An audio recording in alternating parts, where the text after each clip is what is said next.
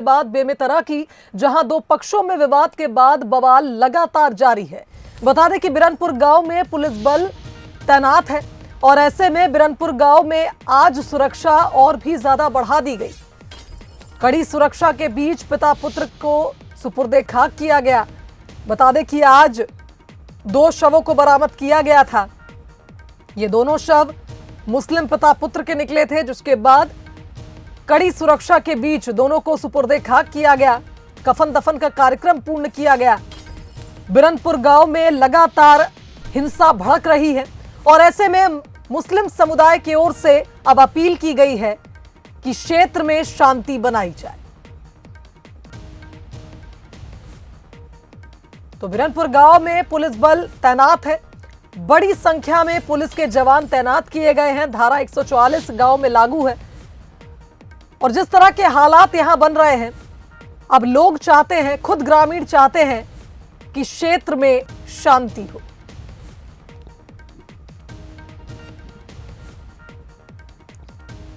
तो आपको बता दें कि लगातार यहां पर बवाल बढ़ता ही जा रहा है।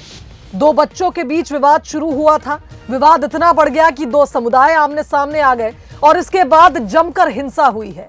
बता दें कि बिरनपुर के गांव में कल कई ऐसे मकान थे जिन्हें आग के हवाले कर दिया गया। वहीं आपको बता दें कि एक युवक की तलवार से काटकर हत्या की गई थी, जिसके बाद यह बवाल और भी ज्यादा बढ़ गया था। यहां हिंसा इतनी ज्यादा भड़क गई थी कि 2 समुदाय के लोग एक दूसरे की जान के दुश्मन बन गए थे। आज भी 2 शवों को बरामद किया गया, जिसके बाद मुस्लिम समुदाय ने अपील की है कि अब इस क्षेत्र में शांति बनाई जाए।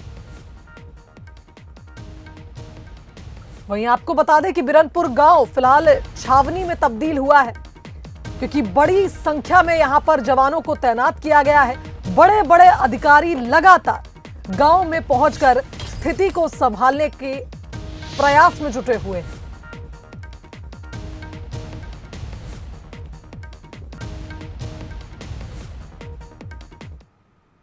तो देखिए, बेमेतरा में हुए सांप्रदायिक हिंसा के मामले को जोड़ते हुए बीजेपी ने छत्तीसगढ़ को मिनी पाकिस्तान और जिहादगढ़ बता दिया है। बीजेपी के ऑफिशियल ट्विटर अकाउंट में छत्तीसगढ़ की तुलना पाकिस्तान से कर दी गई और इसके बाद अब प्रदेश की सियासत और भी ज्यादा गर्मा गई है। इस पर कांग्रेस की ओर से भी रिएक्शन सामने आए हैं। कांग्रेस ने इस पर आपत्ति जताई है और छत्तीसगढ़ की प्रभारी कुमारी शैलजा ने कहा कि बीजेपी ने जिस तरह से छत्तीसगढ़ को मिनी पाकिस्तान बताया है, इससे छत्तीसगढ़ वासियों का अपमान हुआ है। उन्होंने कहा कि बीजेपी ने प्रदेशवासियों का अपमान किया है। अहंकार में चूर बीजेपी इतनी गिर गई है कि अपने देशवासियों को पाकिस्तानी कहने से भी गुरेज नहीं है। तो बता दें कि इसके अलावा मुख्यमंत्री भूपेश बघेल ने भी इस पर आपत्ति जताई है। बीजेपी के इस ट्वीट पर अब बवाल हो रहा है।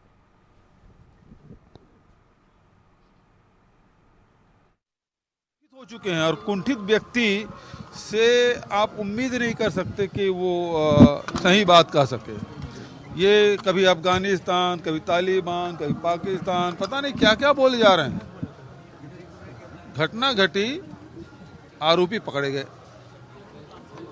इससे त्वरित और क्या कार्रवाई हो सकती है? लेकिन उनको तो आग लगाना है, क्योंकि उद्देश्य ये है कि धर्म विभाजन करके आप राजनीतिक रोटी सेकें। इसके अलावा इनके पास और कोई रास्ता नहीं है। इधर नेता प्रतिपक्ष नारायण चंदेल ने भी इस पूरे मामले पर बयान दिया। बिरनपुर घटना को लेकर नेता प्रतिपक्ष ने कहा कि कानून व्यवस्था संभालना राज्य सरकार की जिम्मेदारी है।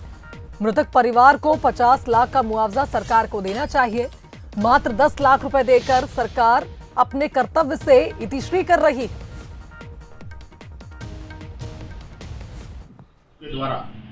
उसकी जघन्य हत्या की गई। विशेष समाज के लोगों के द्वारा उसकी जघन्य हत्या की गई। लेकिन इस प्रदेश के मुख्यमंत्री श्री भूपेश बघेल की ये संवेदनहीनता का जीवंत परिचायक है कि उत्तर प्रदेश में कोई घटना होती है तो वहां पर मुख्यमंत्री जी जाकर 50 लाख रुपए का मुआवजा देते हैं और छत्तीसगढ़ में हमारा एक नौजवान मारा जाता है, उसकी जघन्य हत्या होती है तो सिर्फ 10 लाख रुपए की घोषणा की जाती है। हमारी छत्तीसगढ़ सरकार से मांग है, मुख्यमंत्री से मांग है कि उत्तर प्रदेश के बराबर 50 लाख रुपया उस नौजवान को भी तत्काल उनके परिजनों को मुआवजा दिया जाए। चलिए, इस खबर पर हमारे साथ संवाददाता उमेश लाइव जुड़ गए हैं ग्राउंड जीरो से, उनका रुख कर लेते हैं। उमेश, देखिए, बेमेतरा जल रहा है। भले कहा जा रहा है कि कथित रूप से जो आरोपी थे उनकी गिरफ्तारी हो गई है, लेकिन शांति का माहौल फिलहाल इस गांव में बन नहीं पा रहा है। पुलिस बल तैनात है, लेकिन उसके बावजूद शांति व्यवस्था के लिए लोग परेशान है, ग्रामीण परेशान है। आखिर कब तक ये हिंसा जारी रहेगी? शुभांगी, देखिए, 8 तारीख से ये सिलसिला जो शुरू हुआ था, छोटे से विवाद जो आज बड़ा बवाल का रूप ले लिया है, न केवल छत्तीसगढ़ वरन पूरे देश में इस घटना पर पूरे लोगों की नज़र बनी हुई है। एक बार फिर से देखिए, राजनीति भले अपनी जगह लोग करते रहे, भाजपा कांग्रेस एक दूसरे पर आरोप प्रत्यारोप लगाते रहे, लेकिन मौजूदा स्थिति अगर मैं कहूँ, जिस जगह पे मैं मौजूद हूँ, ग्राउंड जीरो पर मौजूद हूँ, वहाँ की स्थिति अभी भी हालात जो है वो बहुत ख़राब है। गाँव में मैंने भ्रमण किया, जाना, वहाँ से लोगों से पूछताछ की कि आखिर वो चाहते क्या, क्यों इस तरह की घटनाएं बार बार हो रही हैं। तो उनका ये कहना था कि जो संघर्ष हुआ वो हो चुका, लेकिन अब वो नहीं चाहते हैं कि किसी तरीके की आगे कोई जो सामुदायिक जो दंगा या झगड़ा है वो आगे हो। इसके लिए उन्होंने शांति अपील की है कि इसका जिला प्रशासन से भी, पुलिस प्रशासन से भी, इसके साथ ही वहां पर जो कुछ लोग थे उनका ये कहना था कि यहाँ पर लगातार इस तरह की घटनाएं जो है वो निकल कर सामने आती है। तो ऐसे में यहाँ पर एक स्थायी रूप से चौकी जो है वो यहाँ पर खोली जानी चाहिए, जिसके लिए यहाँ के जो ग्रामीण है वो उन्होंने मांग की है। लिहाजा अभी भी यहाँ पर तनाव की स्थिति बनी हुई है।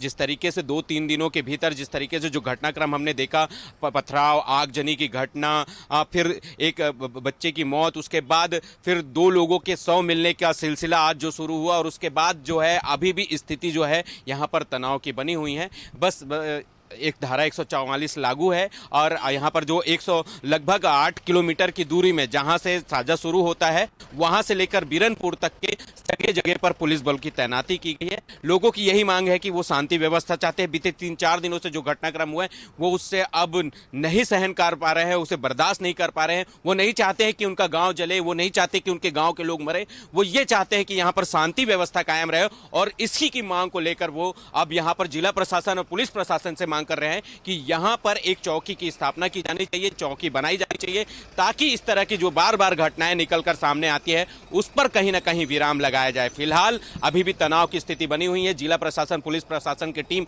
अभी भी यहां पर तैनात रहेगी, क्योंकि ये घटना कोई आम घटना नहीं है। 2-3 मौतें हुई हैं इस गांव में, तो निश्चित रूप से यहां पर अभी भी 15 से 20 दिनों तक जो पुलिस बल है, जिला प्रशासन की टीम है, वो यहां पर तैनात रहेगी। इसके अलावा यहां पर स्थायी रूप से भी चौकी की व्यवस्था करनी बहुत जरूरी होगी। बिल्कुल सही कहा उमेश आपने, एक स्थायी समाधान देखिए चाहिए इस पूरे मामले को देखते हुए। तो यही लगता है कि यहाँ पर एक चौकी का निर्माण होना ही चाहिए, क्योंकि जिस तरह के हालात बने हैं, आने वाले दिनों में अगर ऐसे हालात फिर बनते हैं तो फिर बेकसूरों को कहीं ना कहीं इससे नुकसान होगा। और अब ग्रामीण भी चाहते हैं कि शांति का माहौल हो और अब ये विवाद खत्म हो। फिलहाल बहुत धन्यवाद आपका तमाम बातचीत के लिए।